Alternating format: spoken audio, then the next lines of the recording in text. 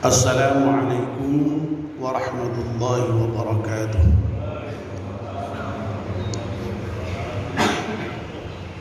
Bismillahirrahmanirrahim. Alhamdulillahi rabbil alamin. Wassalatu wassalamu ala asyrafil mursalin Sayyidina wa maulana Muhammadin wa ala alihi wa sahbihi ajma'in.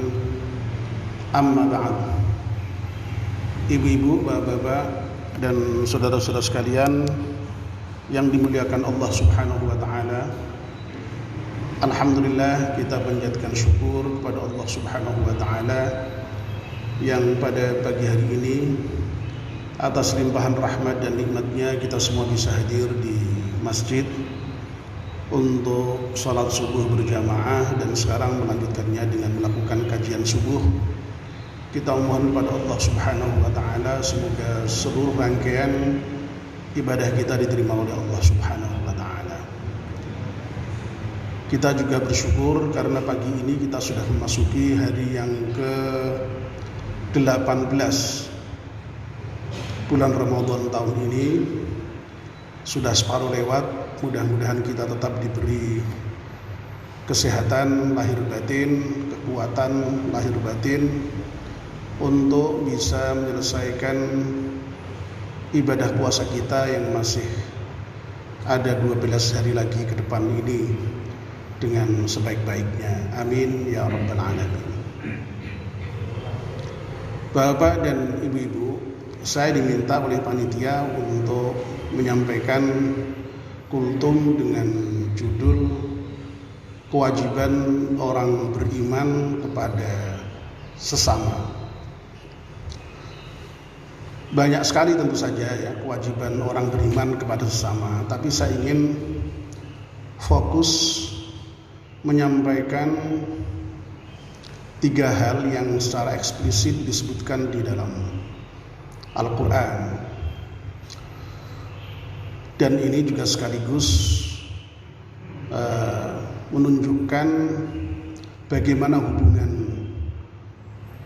antar sesama.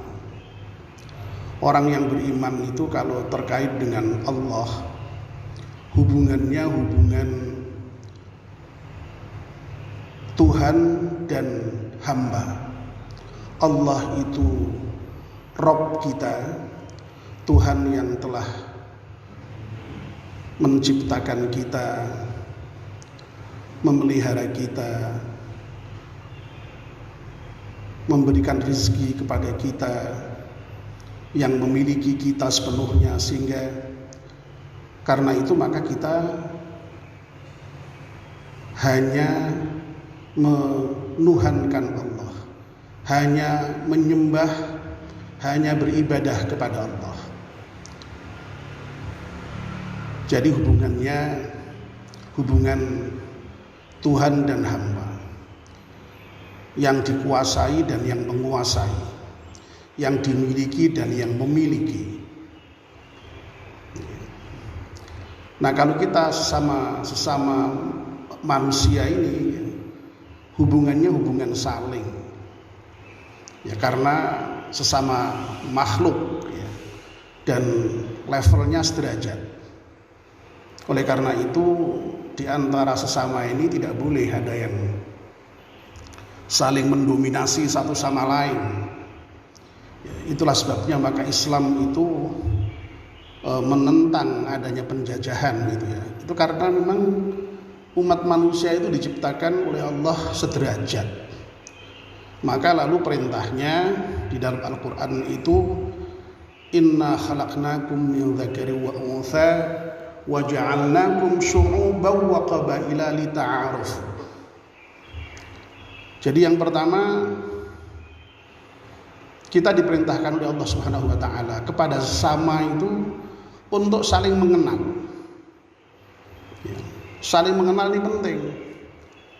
Baik pada level yang paling besar antar bangsa, antar suku, sampai kepada hubungan antar individu sekalipun. Dan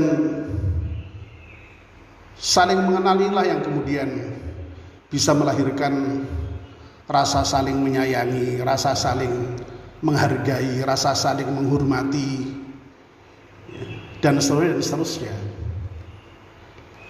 Dan kalau kita tidak saling mengenal, ini bisa menjadi sumber banyak hal, terutama konflik. Inilah pentingnya saling mengenal itu. Antar budaya. Sering dicontohkan itu kalau bapak mau pergi haji itu ya. Orang Indonesia itu dengan orang Arab beda loh ya. Kalau orang Arab itu kalau dipegang kepalanya seneng ya. Tapi kalau dipegang bokongnya marah ya misalnya. Harus diketahui itu. Di sana pegang-pegang kepala orang Arab bisa ditempeleng gitu ya. Begitu ya. Di sini lain lagi ya, begitu. Antar individu suami istri loh itu saling mengenal, harus saling mengenal itu. Tidak kok semata-mata mengenal namanya siapa, bapaknya siapa, ya. Dari mana, tradisi di daerah asal itu bagaimana, kebiasaannya apa, difahami betul itu. Kalau menikah dengan istri orang Jogja misalnya, harus paham, iya ya. Orang Jogja itu sukanya kalau masak manis, harus difahami itu. Kalau nggak difahami, kita yang biasa makan asin dimasakkan manis, kaget, marah ya, konflik. Nah yang istrinya juga harus paham suaminya ini dari mana ya. Wah kok Semarang, kok Padang, senengane asin-asin ya. Ya lalu kemudian ya ojo manis-manis, ning ya ojo asin-asin. Ketemu toh ya. Jadi indah. Itu karena saling mengenal. Bahkan nuwun sewu ya. Terkait dengan anak kita itu loh ya, itu kita harus mengenal betul loh. Punya anak 3 itu juga karakternya 3, beda-beda. Kalau kita tidak mengenal betul, ya beda treatment kita terhadap anak kita itu. Ya, yang satu sukanya ayam, yang satu sukanya tempe, yang satu sukanya daging. Ya, kalau ibu yang bijak ya masak telur-telurnya ya, tapi duitnya cukup ora ngerti aku gitu. Tapi hal-hal kecil-kecil seperti itu sekali lagi dimulai dari pengenalan yang baik.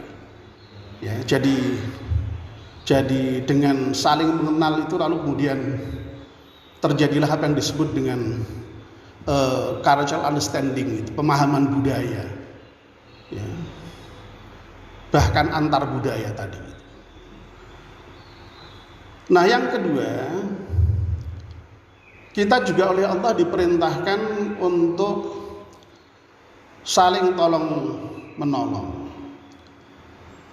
Allah berfirman, a'udzubillahi minasyaitonir rajim, wa ta'awanu 'alal birri wat taqwa wa la ta'awanu 'alal itsmi wal 'udwan.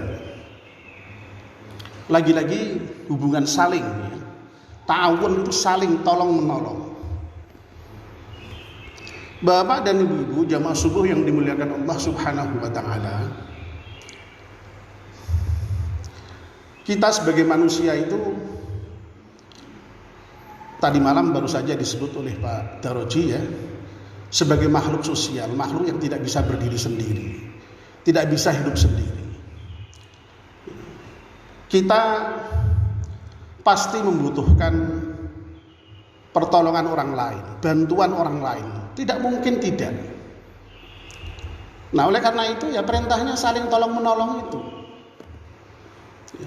Dan dalam prakteknya memang tidak ada orang yang kemudian lalu ditolong terus atau menolong terus, tidak ada. Yang ada itu saling tolong menolong itu. Dalam pandangan kita ini keliru, dikiranya yang bisa menolong itu hanya orang yang levelnya di atas kita ya, orang kaya, orang yang berkuasa, orang yang alim. Tidak. Yang terjadi saling tolong menolong. Bahkan malahan innama tunsaruna bidu'afaikum. Kalian semua itu sesungguhnya lebih banyak ditolong oleh orang-orang yang lemah di antara kamu. Jangan lupa itu. Coba kasus kecil saja, kalau kita punya gawe itu, ya mungkin saya dilibatkan untuk jadi panitia, ya. Tapi paling-paling hanya jadi penasehat itu, tukang nasihat saja, ya. Hanya ngomong saja. Ya. Tapi kalau tidak ada orang-orang yang lemah di antara kita yang butuh pekerjaan itu, tidak ada yang nyuci piring, tidak ada yang bersih-bersih, tidak ada yang angkat-angkat kursi, apa bisa terlaksana itu yang namanya punya kerja itu? Tidak mungkin. Tapi seringkali kita mengecilkan arti pertolongan dari orang-orang kecil itu. Nah, ini harus betul-betul kita sadari bahwa hidup kita itu tidak bisa lepas dari pertolongan orang. Bahkan malahan kalau kita mau berbicara yang hakiki, ya, orang itu semakin kaya, semakin banyak ditolong. Nah, siapa yang mengerjakan pekerjaan pabriknya? Siapa yang mengurusi kebunnya? Siapa yang mengurusi mobilnya? Dan semakin banyak mobil, semakin banyak butuh penolong. Dalam pengertian ini sebenarnya orang kaya itu orang yang paling miskin sebenarnya. Karena orang itu sebenarnya disebut sebagai kaya itu ketika dia tidak butuh apa-apa. Makanya Allah disebut maha kaya itu karena Allah sama sekali tidak membutuhkan pertolongan dari siapapun. Orang semakin berkuasa, semakin banyak, semakin tinggi jabatannya, semakin butuh pertolongan orang lain. Kalau Pak Lurah itu paling penolongnya berapa itu? Tidak banyak itu. Coba kalau presiden, pembantunya yang berupa menteri aja, menteri itu penolong deh, pembantu presiden deh. Ya. Lalu ya,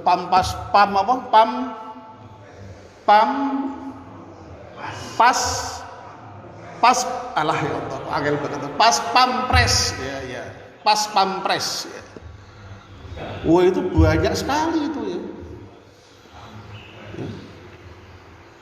Masya Allah. Jadi sesungguhnya kalau dilihat dari sisi hakikinya malah justru lebih banyak butuh bantuan orang itu. Nah, poin kita adalah bahwa memang kita harus saling tolong menolong ini, ya, karena prinsipnya memang kita tidak mungkin itu bisa hidup sendiri, bisa memenuhi kebutuhan kita sendiri. Nah, dalam konteks itu maka kita tuh harus apa namanya, ya tadi itu, ya, menghargai siapapun sesungguhnya, ya. Orang tua kita hargai, dari yang paling kecil sampai yang paling besar kita hargai. Karena sesama manusia tadi itu, hubungannya saling tadi itu. Ya. Jangan direndahkan, jangan disepelekan, sekecil apapun pertolongan itu. Dan bagi kita yang kebetulan memang posisinya kecil, jangan merasa hina, tidak perlu merasa hina. Ya.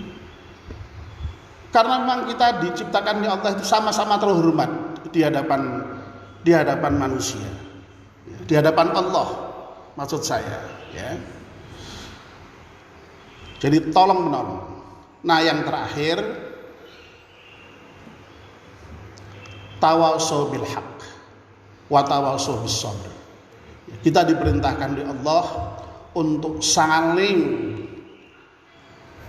berwasiat dalam kebenaran dan kesabaran. Jamaah subuh yang dimuliakan Allah Subhanahu wa taala. Kita ini makhluk yang lemah, ya, makhluk yang rentan terhadap kemungkinan untuk salah, kemungkinan untuk jatuh, ya, kemungkinan untuk terpeleset, ya. Ya, makanya dibutuhkan itu saling mewasiati dalam kebenaran itu. Ya. Dan sekali lagi saya tekankan bahwa ini hubungannya hubungan saling. Artinya apa? Sekali lagi tidak ada yang hubungannya itu satu arah, tidak ada. Dua arah selalu. Ya. Bahkan saya berkali-kali menyebut termasuk ya orang tua dengan anak, suami dengan istri, pejabat dengan rakyat. Tidak selalu harus top down dari atas ke bawah, tidak, saling. Bahkan termasuk dengan kiai sekalipun. Wong kiai juga manusia, bisa aja salah. Siapa bilang kiai tidak bisa salah? Yang tidak bisa salah hanya Nabi kita Muhammad SAW yang maksum. Ya hanya saja memang perlulah ya cara ya metode yang tepat ya di dalam rangka untuk menasihati itu supaya tidak terjadi hal-hal yang kemudian justru kontraproduktif ya. Sebab kadang-kadang kita itu sok menasihati orang ya, ibarat apa istilahnya kayaknya keliwak ora kecekel liwake malah wong butek tok. Ya. Banune dadi butek. Lah kalau bisa itu ya kepegang ikatnya, airnya tetap jernih. Ya, itu yang dibutuhkan. Makanya perlu metode yang tepat itu ya seperti itu. Ya. Nah jadi nasihat-penasihat ini penting karena supaya kita ini tetap di dalam kerangka jalan yang benar, jalan yang tepat menuju Allah Subhanahu wa taala. Ya. Makanya kalau ada teman kita yang salah kita ingatkan, ada teman kita yang kurang kita tambahi, ada teman kita yang terpleset kita angkat, ya. Ada teman yang jatuh kita angkat. Ya. Nah ini saling. Tidak kok terus kemudian selamanya orang itu enggak dan kita penolongnya enggak, saling. Suatu ketika kita juga perlu dinasihati juga. Dan mestinya kalau suatu ketika kita itu dalam posisi diingatkan orang, dinasihati orang, itu mestinya harus senang, harus bersyukur, ya, karena ada yang menasihati. Ya. Umar bin Khattab itu ya, khalifah yang paling berwibawa, paling tegas, paling berani, paling segalanya Umar bin Khattab itu ya. Tapi pernah di satu mimbar ada sahabat yang mengingatkan, wahai Umar, kalau engkau melenceng dari jalan Allah, akan aku luruskan dengan pedang ini, kata sahabat. Apa kata Umar? Alhamdulillah, ternyata masih ada ya orang yang berani mengingatkan Umar kalau salah dengan pedangnya. Loh, itu kan luar biasa itu. Jadi harusnya kita bersyukur kalau ada orang yang menasihati kita. Nah kita ini pada umumnya itu tidak senang kalau dikritik orang gitu ya. Susah kalau dinasihati orang gitu. Ya mestinya ya justru malah harus berbahagia, harus senang gitu harusnya.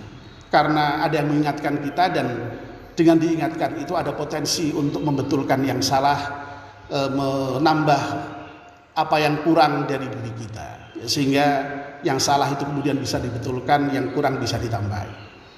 Ya.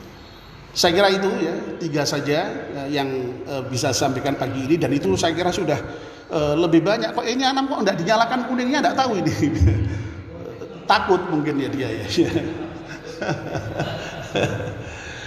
Iya. Mohon maaf ya agak lebih di kayaknya ini ya. Dan kurang lebih maaf. Assalamualaikum warahmatullahi wabarakatuh.